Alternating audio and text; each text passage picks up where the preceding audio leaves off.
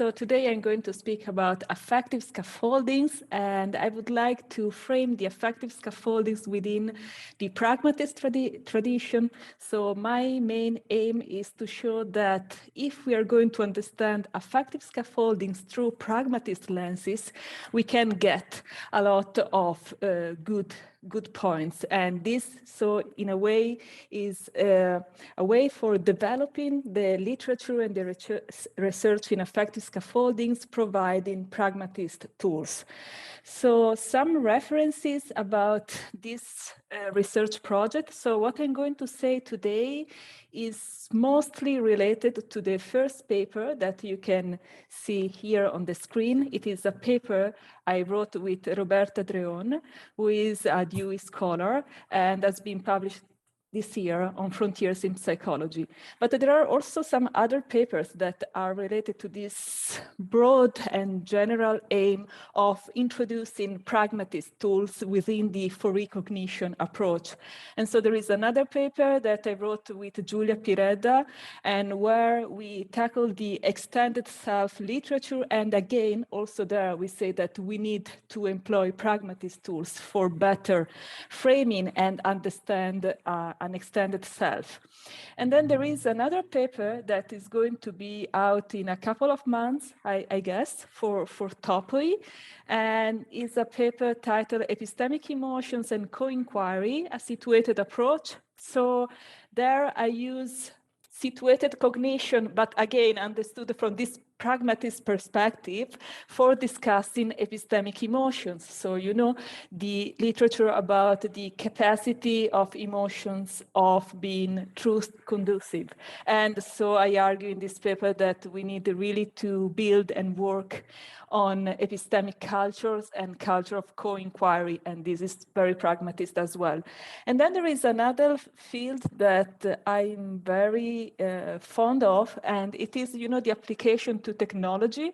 And so I'm writing a paper with Mog Stapleton from Edinburgh on assistive technology as affective scaffolding, because Mog and I, with other researchers in Edinburgh, we developed a quite empirical project with the Edinburgh Blind School, and we started to understand the employment of assisted technology. So, you know, this technology that is employed by people with disabilities as extended cognition, and one paper is already out for Synthes about this, and as affective scaffolding, and this will be the next paper that will come out from this research project. So this, just as a general point of view of this broad aim that I'm trying to pursue with this research.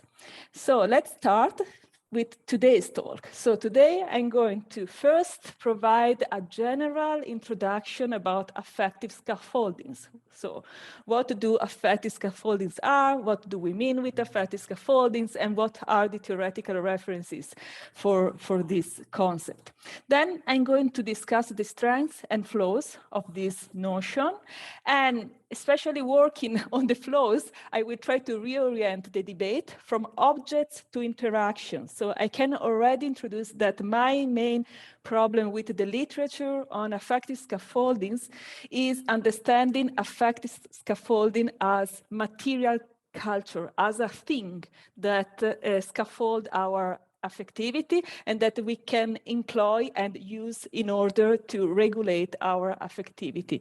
I think that the pragmatists can let us focus more on the interaction with an object and not with and not in the object by itself. So I will present the pragmatist tools that I suggest to employ in order to have this conceptual shift, and I will suggest the employment of this new hermeneutical tool that I call affective habits. So and this has to do exactly with the title, so understanding affective scaffoldings as affective habits. So let's start with the first point, the theoretical background. So the theoretical background of affective scaffolding is situated affectivity, and the main reference point is this paper by Griffith and Scarantino, Emotions in the Wild, very famous, and becomes, it echoes a book by Hutchins, Cognition in the Wild. So the idea was really to try to build a conceptualization of emotions that gives value to the role of environment in kindling and triggering and regulating the unfolding of emotions. So the main idea of situated affectivity is that the environment both influences and is influenced by the unfolding of emotions. So it is very important that Griffith and Scarantino strongly stress the bidirectionality of this process. So it is not just that the environment play a causal role towards the emergence of emotions, as a behaviorist approach of emotion can claim, but there is this interaction in play, and affectivity is really played and emerge in this interaction. But what does it mean? So for Griffiths and Scarantino, emotions are strategic moves within environmental structures. So here the key word is really strategic moves. So it is really an action, a skillful engagement with the social world. So both in terms of acting and changing the relationship with something in order to get to a better outcome, but also in terms of reaction to stimuli from the environment and changing the emotional response and remodulate it in a different way. So here the focus is in these continuous loops that are in between the environment and the agents, but understanding this as intelligent, as strategic, as a way of transforming the interaction with the social world. And in arguing for this view, Griffith and Scarantino strongly supported the social embeddedness of emotions. So really, they stressed the social in terms of the interactions among agents and how agents communicate through emotions as social signals that reframe the relationships. And this both in a synchronic and diachronic way. So not just in terms of emotion episodes, but also in building up the emotional repertoire. And this is very important in terms of habits. So we will come back to it in a second moment. So here, as I already said, the main idea is that the environment play an active role in kindling or triggering emotions. And in saying that, Griffith and Scarantino have in mind the famous paper by Clark and Chalmers, The Extended Mind, 1998. And from that paper that, here there is kind of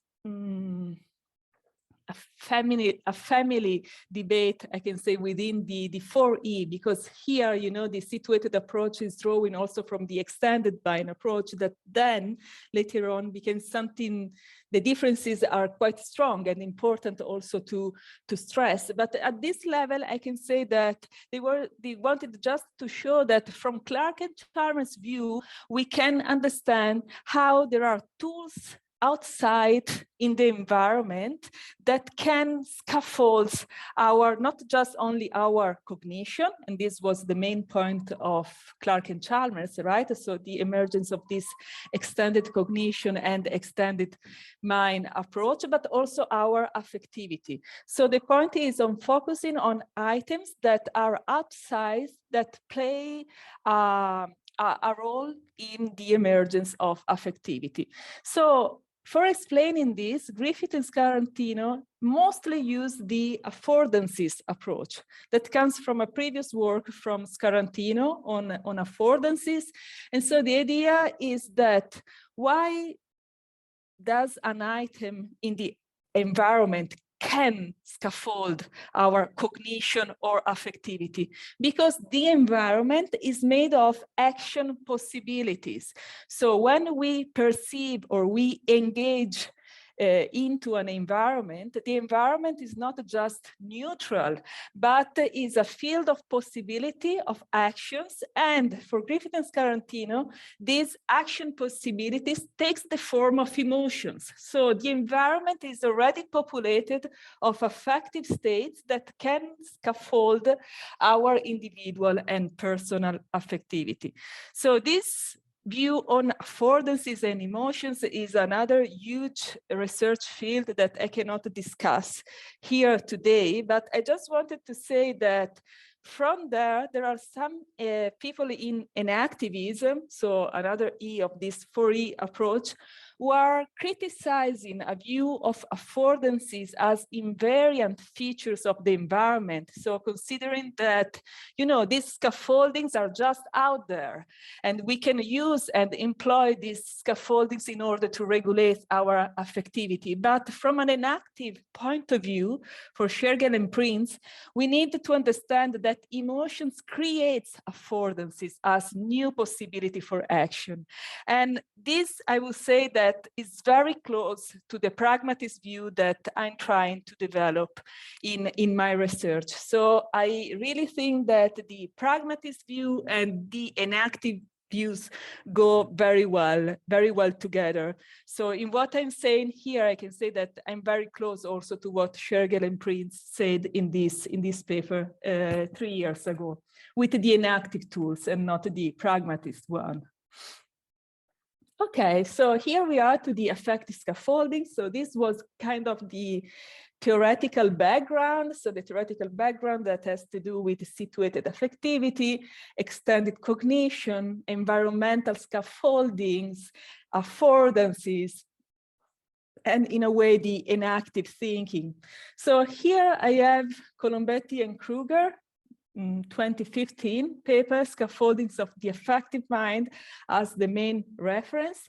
There are many good papers outside now beyond this paper by Colombetti or Kruger, but I think that I'm quite true to say that this was the first important paper about affective scaffolding. So it's really the paper that introduced this notion into the debate. And then after this paper by Colombetti and Kruger came other paper by Kruger that are here mentioned that try to better define the taxonomy of the affective scaffoldings and also provide some cases and examples for saying what affective scaffoldings are. So here in this summary, I just refer to their view on affective scaffoldings. So for Colombetti and Kruger, affective scaffoldings are those resources that set up, drive, and regularly contribute to affective regulation. Okay, so they are resources in the environment that can initiate, drive, and contribute to affective regulation.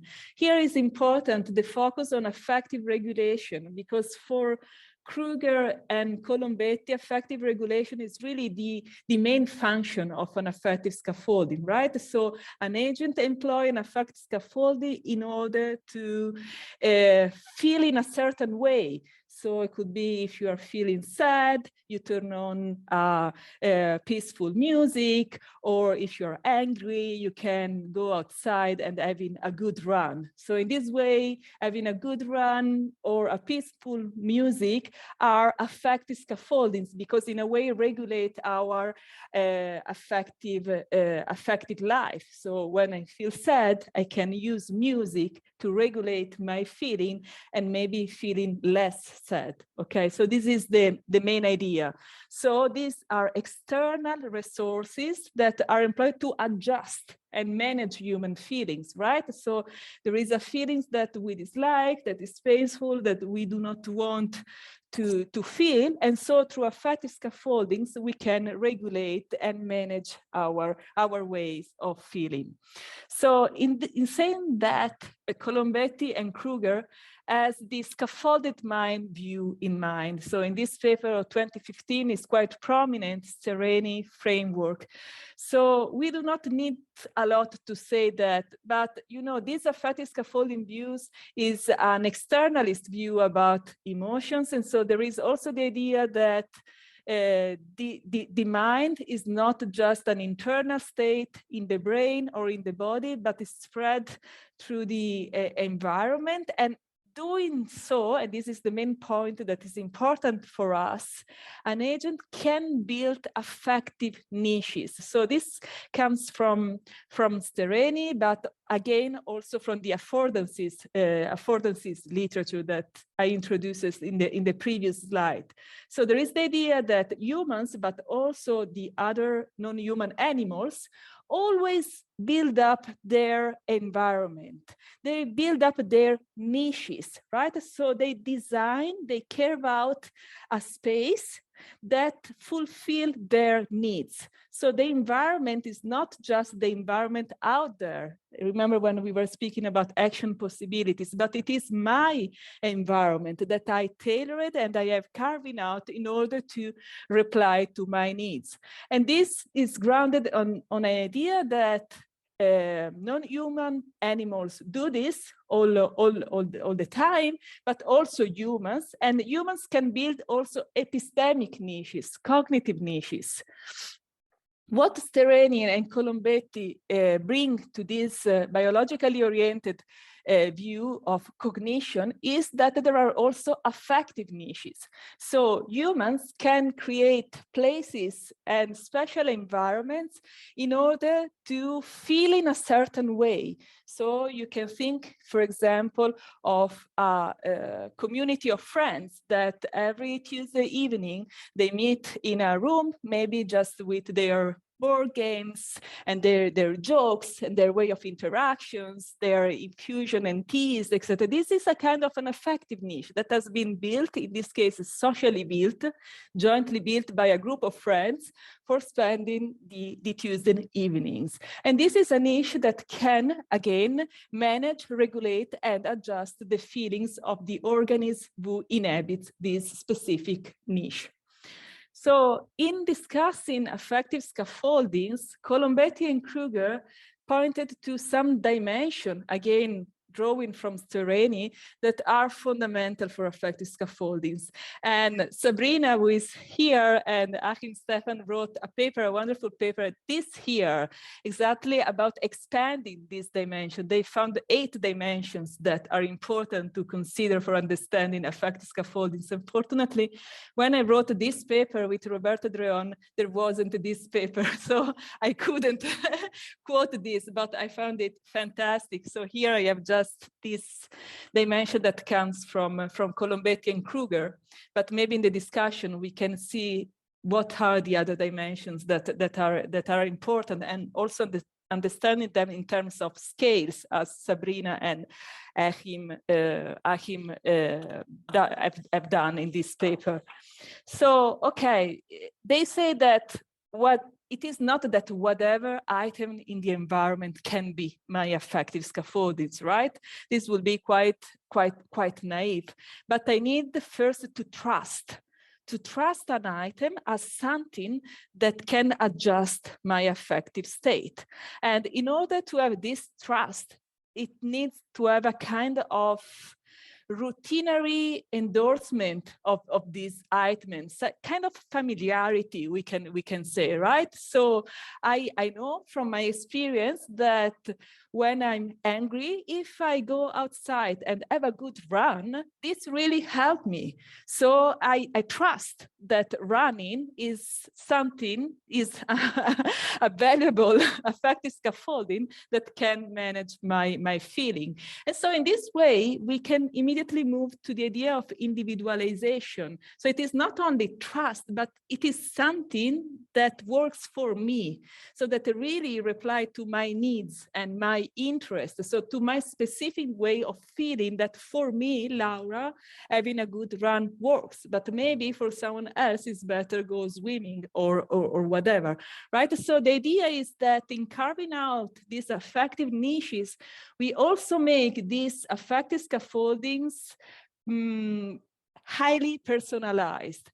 And in doing so, we get to what has been called that this scaffolding became in a way part of me. This has to do with the entrenchment. So there is a kind of incorporation of this scaffolding in my affective life. What for the phenomenologist is when an item became transparent. I'm not anymore aware that I'm using this scaffolding in order to regulate my affective life, because it is not external anymore. It is became part of me, part of my affective landscape. So it is very important that also for Colombetti and Kruger, these items that we can also call technologies are portable and personalized. So yes, we can speak of scaffolding terms as theater, cinema, situation, but the most of the time we use things that really they can come with us. So for example, my mobile phone could be an affective scaffolding because I can really personalize with, I don't know, the favorite soundtracks that I want to hear in certain situation. It is portable, I can bring it in my bag and stuff like that. We will come back to it in a moment, because for me this is something problematic in a way. But well, they focus very much on these technologies that we can personalize in order to build our affective niches. And they also offered some taxonomic distinctions that here again, we are at the beginning of this debate, but again, Sabrina and Achim provide a more developed taxonomic distinction in their paper, but let's start with these three. So Colombetti and Kruger say that we have embodied affective scaffoldings, social affective scaffoldings, and material affective scaffoldings. So just focus on three examples to see what we mean. So the first case is the one in which organic functions can scaffold our affectivity. The example is one of eating a good plate of Italian spaghetti with tomato sauce, especially in the evening. If you are very tired, this really can improve your affective state, feeling better. And why? What is the point here? That digestion, that is an embodied biochemical operation, can scaffold our affective state, right? So in eating something instead of other, we have different processes of digestion, and digestion can be understood as a scaffolding for our affectivity, and also the hormonal system, for example. The second type is the social affective scaffoldings. And these are the cases in which being with other persons and interacting with them in special ways can scaffold our affectivity. Here we have two people that are interacting in a therapeutic setting. So therapy has been understood, for example, Michel Maïs wrote a lot about this. So therapy, we can think also psychotherapy or psychological conversations, are tools for regulating the affective ways. So in this case is the very same interaction and also the context. So being in therapy in a certain environment, in a specific way of sitting and being there, that can scaffold affectivity. And then we have the material affective scaffoldings. That is the third type that has been provided by Kruger in his paper of 2018, that here is the idea that items, objects of the environment can scaffold our affectivity. So here we have a wedding ring. So a wedding ring can support and enhance love and fidelity and trust in your partner and stuff like that. But not only synchronically, but think also diachronically, right? So maybe when you are in a bit of despair or sad, if you're married, you can say, well, I'm wearing my wedding ring, my partner loves me, etc., etc. So this also has a function in the future, right? So it is an object that can scaffold unfold your affectivity, not only in real time, but projects into the future, because it, in a way, reminds you this commitment that you have undertaken with your partner on the wedding day. So let's now try to discuss a bit this view. And now we go to the more constructive part of my presentation. So this was the introduction, the background. So I hope that now you can follow me. So I think that affective scaffoldings is an extremely valuable conceptual framework for really stressing the continuous and recursive interaction with the environment that shape affectivity.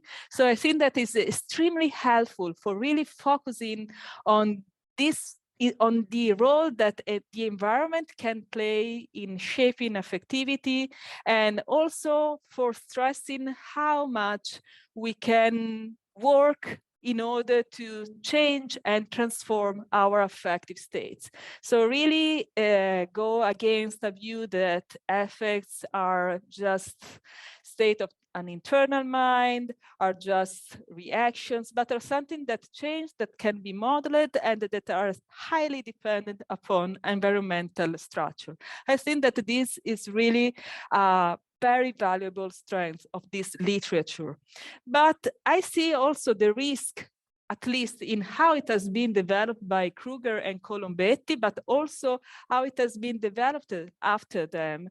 And here there are some references of other paper, because the main focus has been put into the material culture. So I told you that, yes, there are these three cases, but the focus has been really put into this case, into the material affective scaffoldings. And then the affective scaffoldings really became these objects, that these resources that are out there that we can use. So there is also this idea that we can use an object for shaping our affective state. So I think that this is a dualistic residue that is problematic, and that is in contrast also with the situated affectivity approach that, as I said at the beginning, speaking about Griffith and Scarantino, there was this interactionist view, right? So this recursive loop, bidirectionality. But if we focus on the use of a resource, I think that we really risk to do not put enough focus on this interaction with the environment. So there is the dualistic residue that, in my view, can also bring to some ethical and political problem, because it can reproduce the consumerist user resources relationship, right? So that there is an agent or a group of persons that just use a material item, or even a person or a culture, as a tool for improving her or his affective state. And so we can also speak more politically in terms of the capitalist view about objects and how we use objects, and how this does not give enough value to the object itself, right? So I can use this affective scaffolding until it works for me, and then I just give it there. But well, if we just take the material culture example, we say, okay, this is not a problem. Yes, it is a problem also from an ecological point of view, right? So because if we have just a compulsive use of scaffoldings and we do not use them and then just get this away, could be problematic. But think about a person, right? So if I take a person or a relationship with another person, not really in this interactionist view, but more in terms of a use of a resource, I think that it could be very problematic from an ethical and political point of view. So, well, this I think that is a problem that has to do with the conceptualization of affective scaffoldings by Kruger and Colombetti, but mostly because it is true that Kruger also spoke about other scaffoldings, right? But mostly also for what's happened after them in the literature, how affective scaffoldings have been understood, and we are discussing them nowadays. So we understand a scaffold really as an object, an item out there that we can use for regulating affectivity. And well, here there is also another point of criticism that I cannot discuss today, so I just let it here, the one of emotional regulation. So it seems that from Colombetti and Kruger, the main function of an affective scaffold is emotional regulation, but are we sure that this is the only and most important function, or are there also other functions there that deserve to be explored? But I'm not going to speak about this today. So here it is my proposal, and my proposal is shifting the focus from material objects to actions that are occurring. So the kinds of transactions, mostly habitual ones, through which affectivity is scaffolded.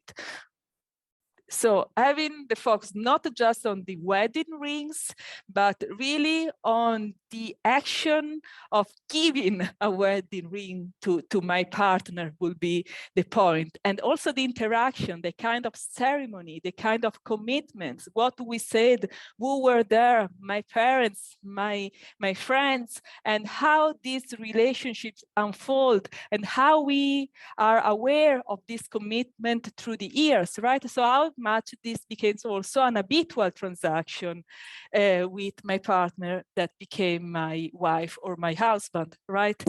So let's see, for doing this, I think that we need to have some pragmatist tools. So here the main question is, why should we look at affective scaffoldings as habits in pragmatist terms?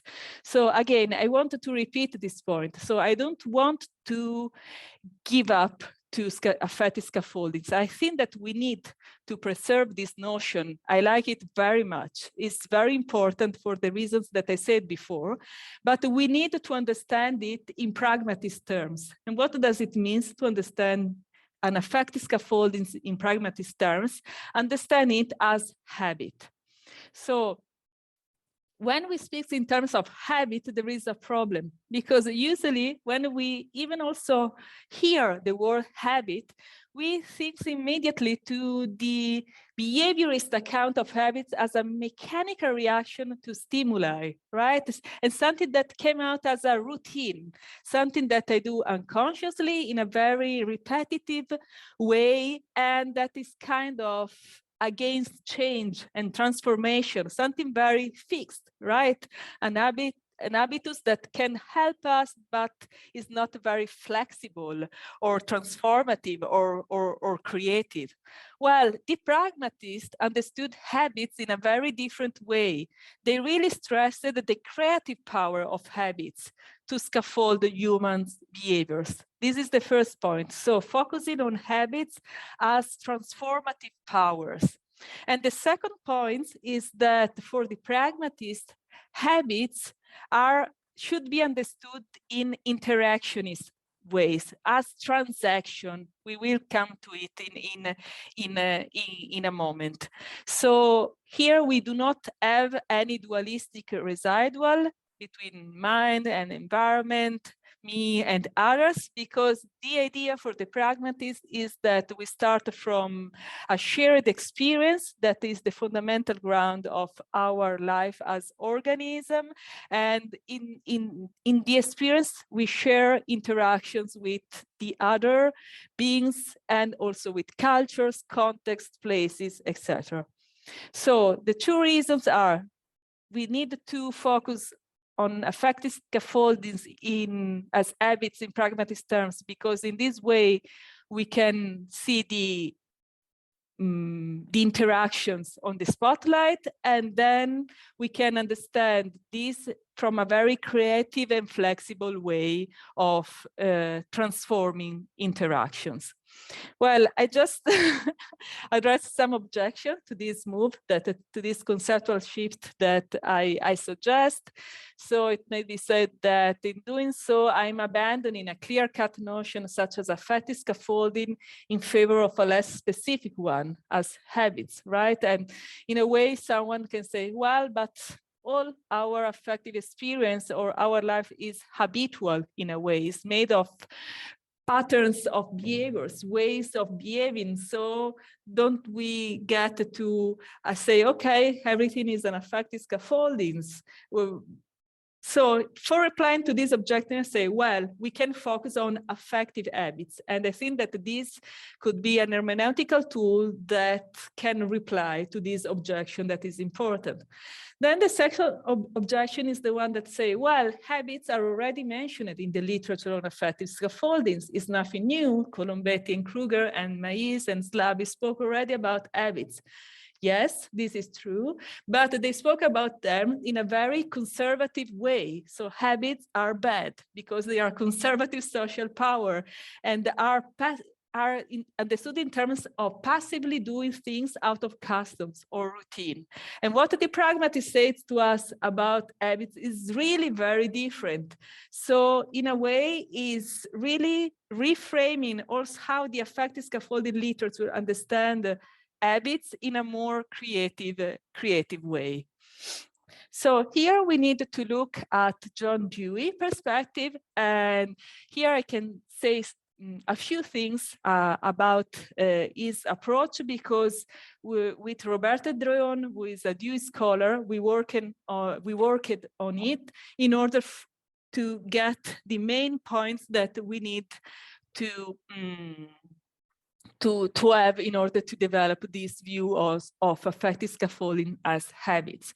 So here I just say a few things, that for Dewey, habits are intelligent behaviors rooted at the point of intersection between socio-cultural features and biological resources. So this is important because for the pragmatist, habits are not just out of culture, but are also something that are out of our biological structures.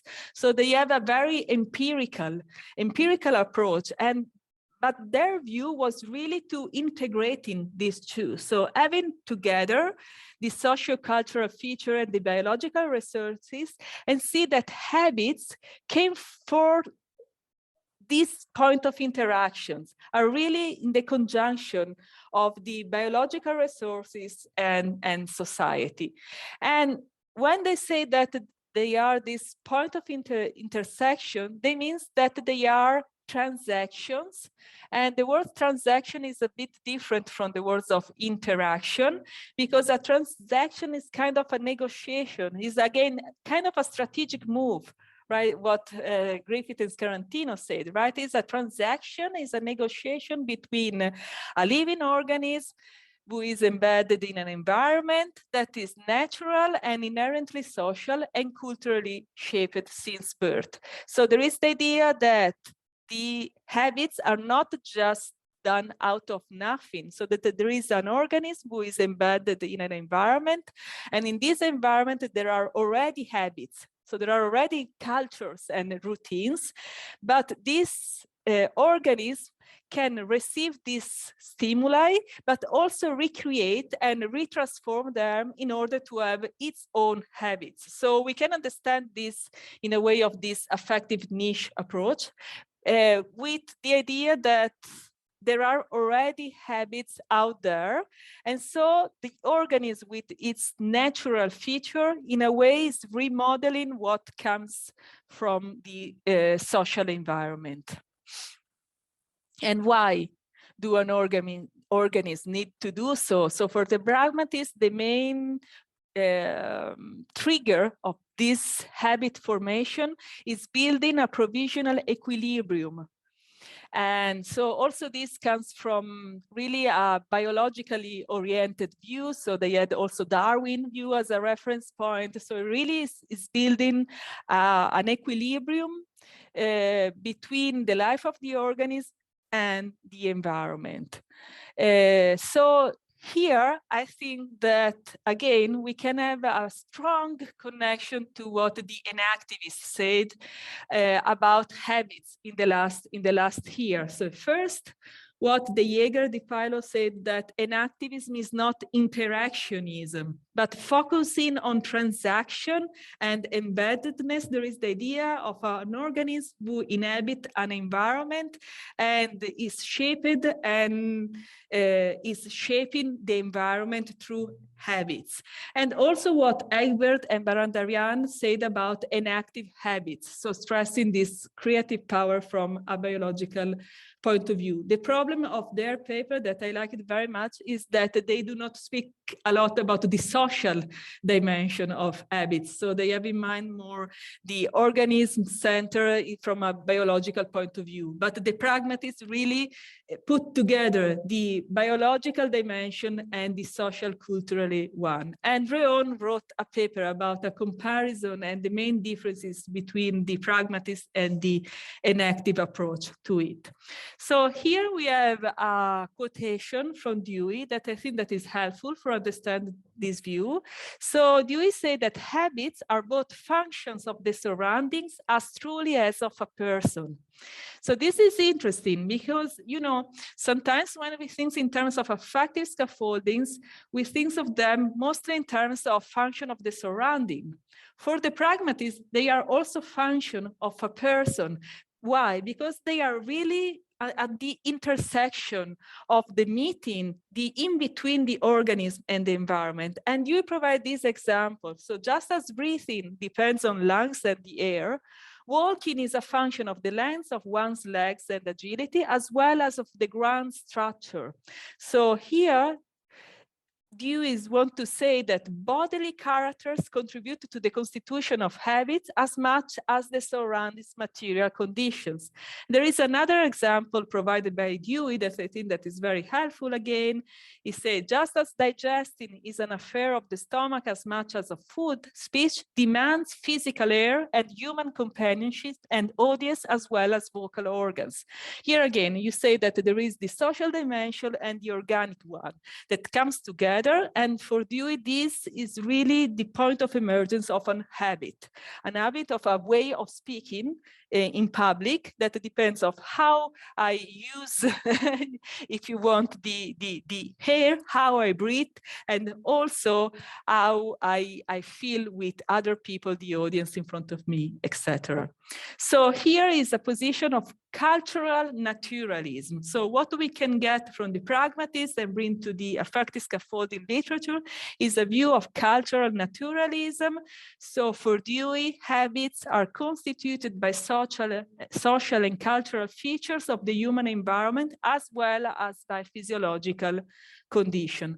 And so here we can have this definition of habit. So what is an habit in pragmatic sense, in a pragmatic sense?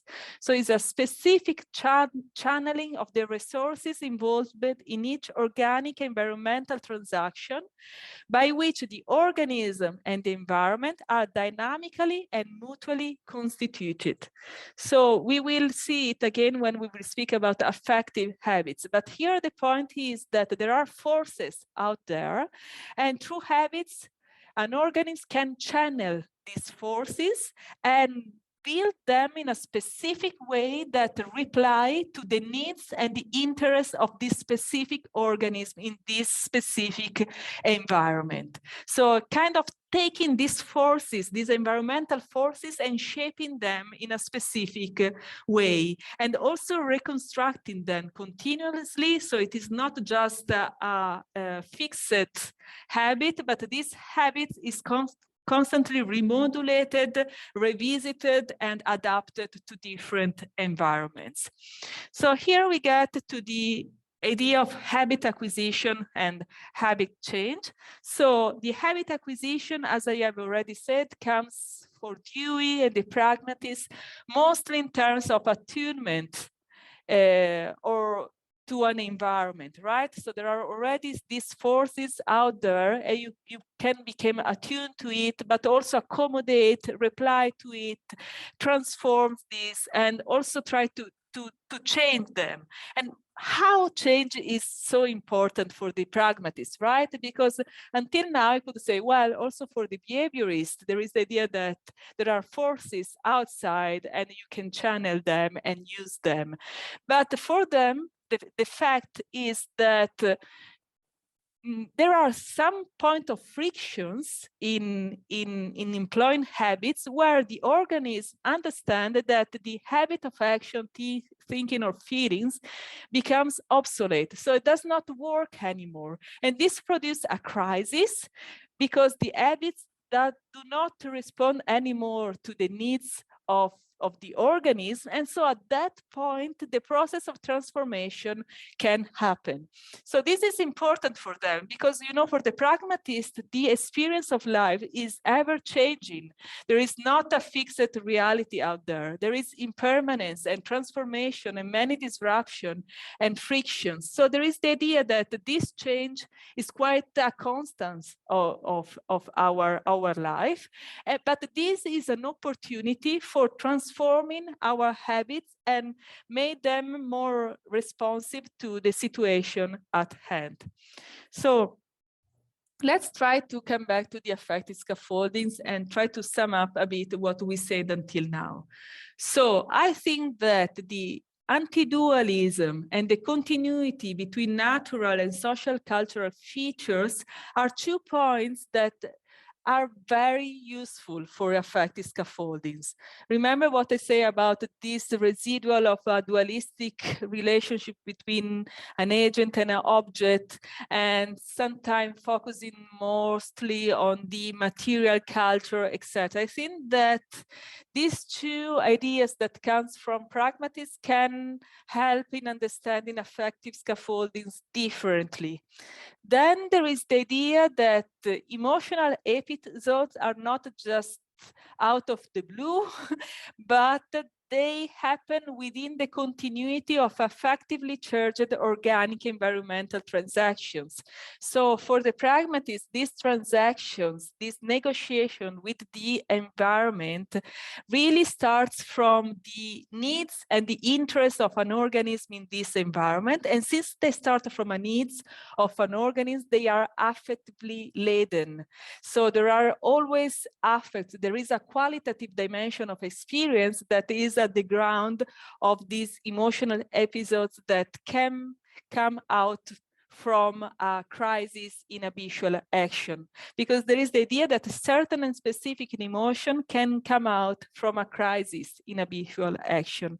And then, well, there is also this point, but I don't have time to think about this, and will be very valuable as well, because for the pragmatist, habits are also a proto-valuation process. So that's why they are intelligent behavior. So they are also an intermediate state between automatic response and skillful and intelligent behavior. Is a kind of direct assessment of a situation and reply to it in a specific way, but we cannot speak about this today.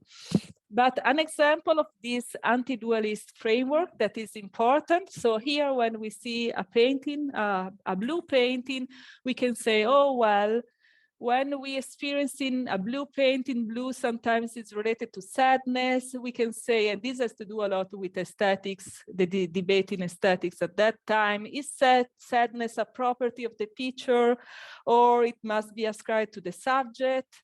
So Dewey would say that the question is ill-posed, because really being sad is a characteristic of the relation between an agent that is a living organism in a specific environment who is appreciating or experiencing a picture.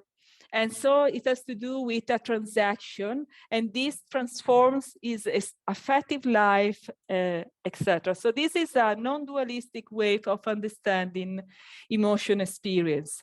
So from here, we can get to this idea of affective habits. So really focusing that affects comes in this transaction, in this in-between, in this relationship between an organism and the environment. So the idea is that affective habits scaffold affectivity and at the same time are supported by our affectivity. So again, I wanted to stress that this is a hermeneutical tool. I don't want to provide, you know, another ontological state, blah, blah, blah. So it is a tool for better understand in a pragmatist way the affective scaffoldings.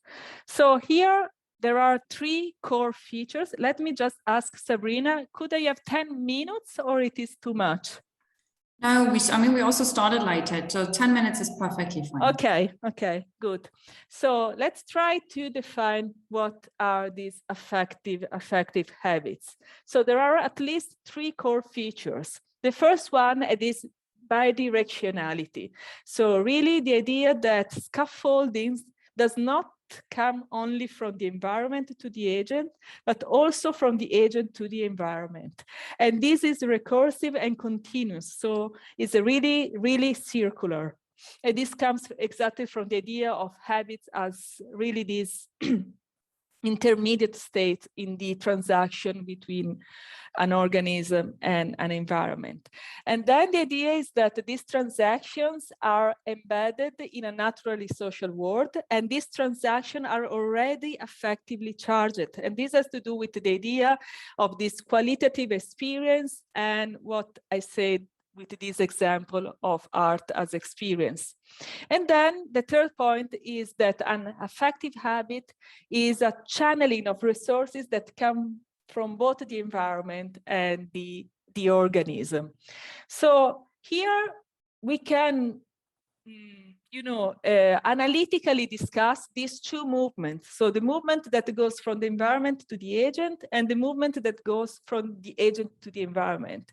And we did this in our paper, and I think that it is useful, but we really need to have in mind that there is a circularity here. There are not really two movements. I will go a bit quicker at this point because I think that this is kind of intuitive. So here, I think that has to do also with a lot of research that has been done in sociology, for example. So the power of a society towards an individual and how society is embodied in an individual, also from the point of view of our affective experience, right? And so an affective habits could be understood in this way, as Dewey say that there is the co-presence of a society or a specific group of fellow men in habits. And here I have an example, about 2 different habits. One of feeling suspicious and worrying when you meet something new. That could be an Indian delicious food, so chapati and naan, etc. But also you can have curiosity and excitement when you are going to eat this food. There are 2 different habits.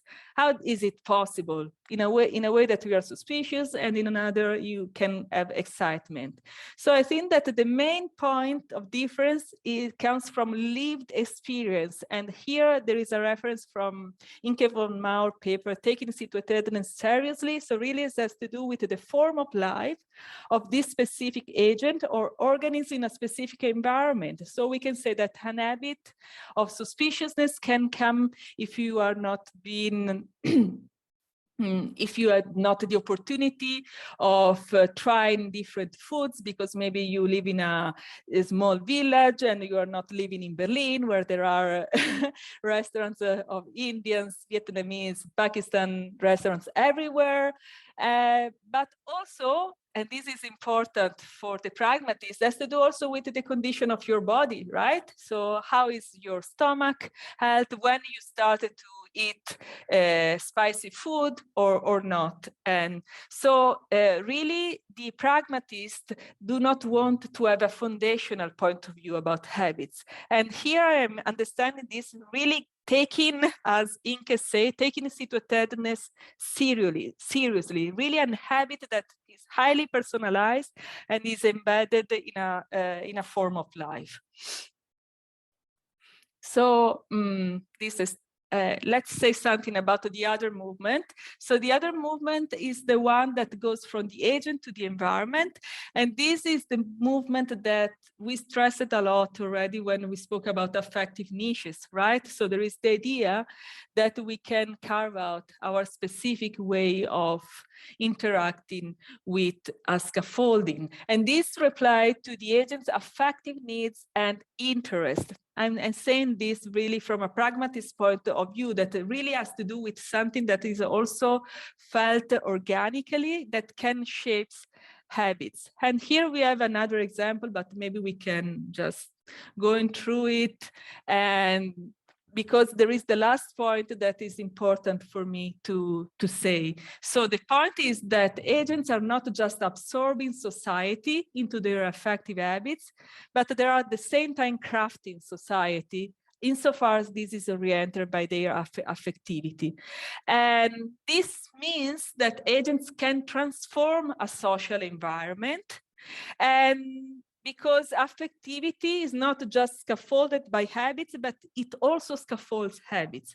Why and how? This is really explained by the pragmatists in terms of habits crisis and habits transformation. So the last point that I want to make has to do with this. And so there is the idea that a crisis in a habit really pushes agents to become aware of what they are doing and remodeling and reframing and making new habits. So this has to do with the pragmatist idea of the presence of continuous processes of inquiry that are generated by doubts and problems that we experience in life.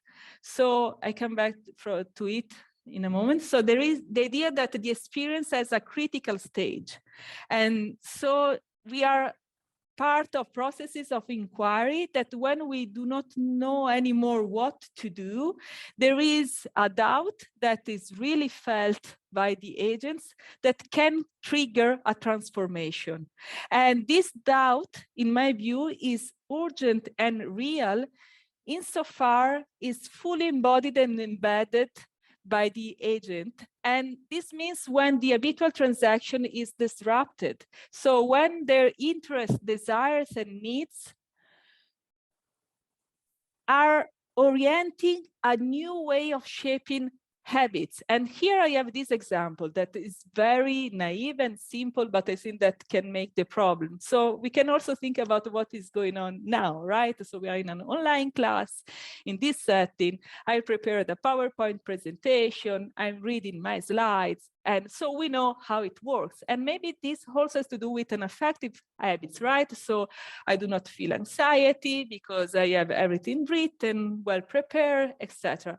But for the pragmatists, this it is very easily that this does not work. So maybe we can have, the PowerPoint does not work anymore. Maybe there is the energy in the computer that does not work, or my mouse is broken, and always new things that can happen. And we cannot really know what is going to happen. Well, for the pragmatists, this is good news because this, in a way, made me more flexible and say, well, my affective habit of having everything ready, well done, etc., could be disrupted. And this could create, a feeling of, if now just everything disappear, I could feel, oh, what I'm going to say, I don't remember anything. So anxiety and fear. This emotion of fear and anxiety for the pragmatists is really what triggered the needs of building new habits. So the new habits could be, well, I save all my PowerPoint presentation in a pen drive. So if this is going to happen, I just have this plan B.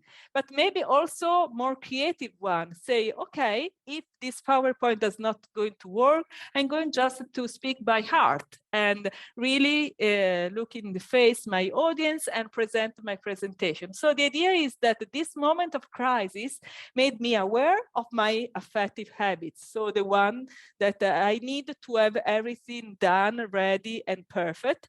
This, for the pragmatist, is good because it's the point of conjunction between an habitual action and a process of self-awareness. So here there is cognition for them.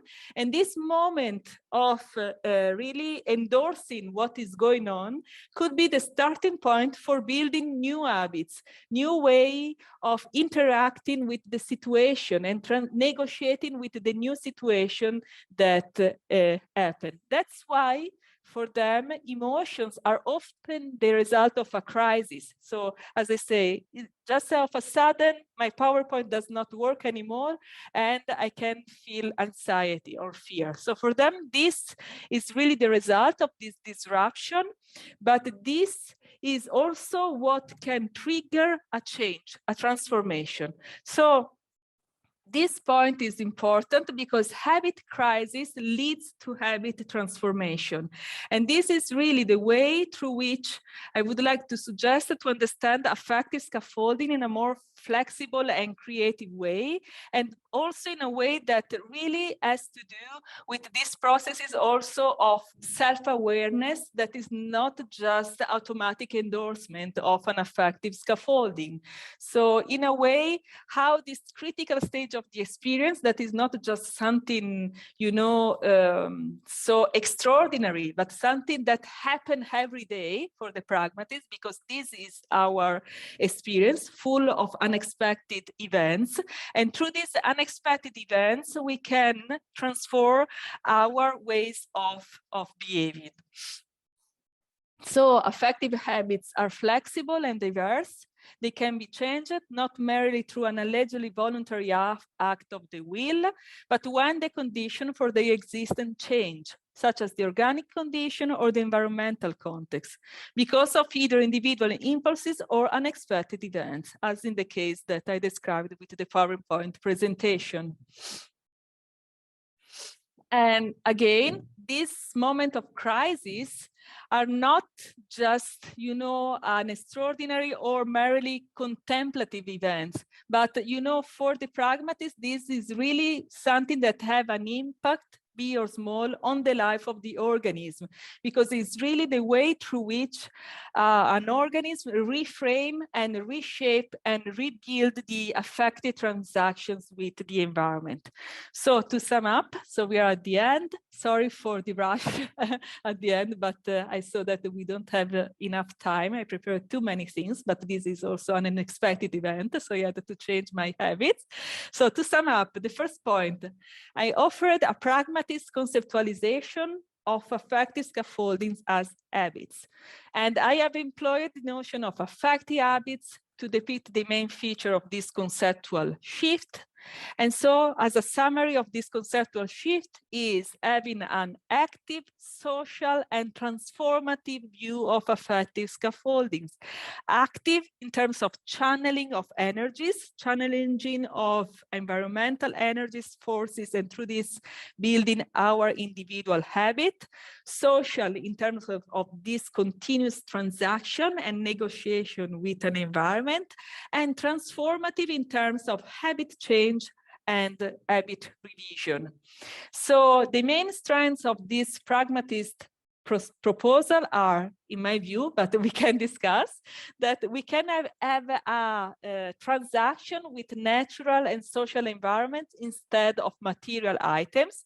So this is the main way for replying to my concerns about the focus on material culture in the literature on affective scaffoldings and the residual of dualism and this consumerist object, agent, customer, and resources object out there.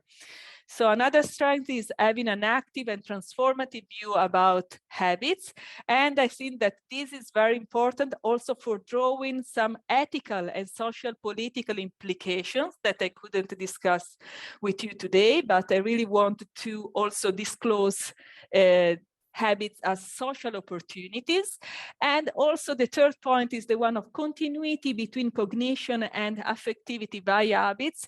I didn't speak a lot about this, but this has to do with this proto-valuation through affective habits, and also this point of connection between habitual actions and processes of self-awareness in habit crisis and habit transformation. So as a last point, I can say that change, here I use this word in a very general way, because I think that this has to do with moral change, epistemic change, social change, etc., comes from the transformation of those conditions that constitute habits with regard to both agents and society. So if we want to produce change, the idea is going to work with these conditions and building new habits or trying to disrupt habits that have become too obsolete and make them more flexible and transformative. Thank you. Thank you very much.